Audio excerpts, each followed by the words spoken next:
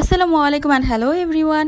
আপনাদের জন্য অনেক দিন পর নিয়ে আসলাম একটা ছোট ব্লগটা ছোট কিন্তু মোমেন্টসগুলো আমাদের জন্য অনেক বেশি স্পেশাল।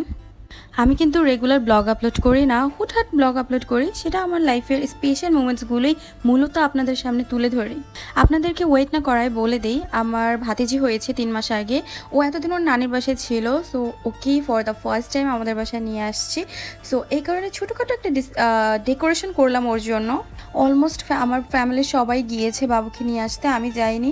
তো ভাবলাম বাবুর জন্য একটা কেক নিয়ে আসি অ্যান্ড বেলুন নিয়ে একটু ওকে ছোটোখাটো একটা ওয়েলকাম করি। অবশ্যই ওয়েলকাম তো করতেই হবে, বাবু ফার্স্ট টাইমের জন্য বাসায় আসছে।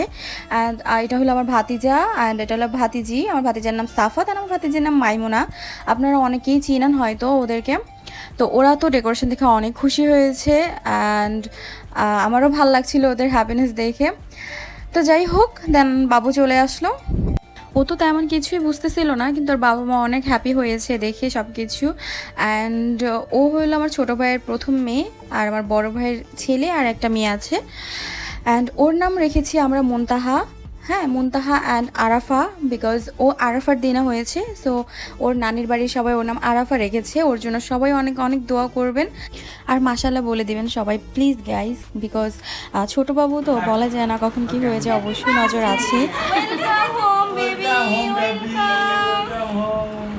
একটু পরপর কান্না করে যে মেয়েটা, সেই খালি ভ্যাল ভ্যাল করে তাকায় তাকায় আমাদেরকে দেখছিল। অ্যান্ড আমি সাজিয়েছি যে বেলুনগুলো, এইগুলো দেখছিল, মাইমোনাকে দেখছিল, সাফাতকে দেখছিল, সবাইকে দেখছিল। ওর যেমন কান্নাই থেমে গেছে আলহামদুলিল্লাহ, মাশাল্লাহ। ওর যেন লাগছিল এটাই তার চিরচেনা বাড়ি। বাসায় একটা ছোট বাবু থাকলে এমনিতেই সব কিছু খিলাখিলা হয়ে থাকে। আর আমাদের বাসায় যেহেতু চলে এসেছে বাবু, সো আমি তো সারাক্ষণ ওকে নিয়েই মেতে থাকবো। আর আজকের ভিডিওটা এই পর্যন্তই। সবাই ভালো থাকবেন, সুস্থ থাকবেন। Thank you so much for watching this video.